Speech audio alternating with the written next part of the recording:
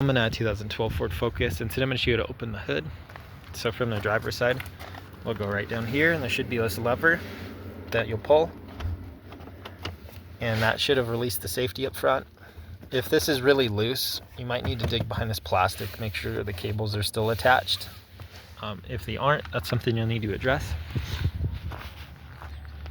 But now that this hood's loose, most vehicle models, there's a lever somewhere towards the middle.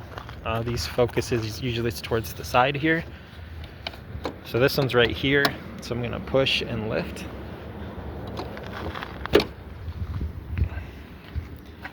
Right, and then there's this nice little rod here you can use to help hold the hood up for you. So this is the hook where it was hooked onto, and you can see this mechanism here goes right around to this. So you make sure nothing's loose or bent or broken, and there's no debris stuck in here that you might need to clean out.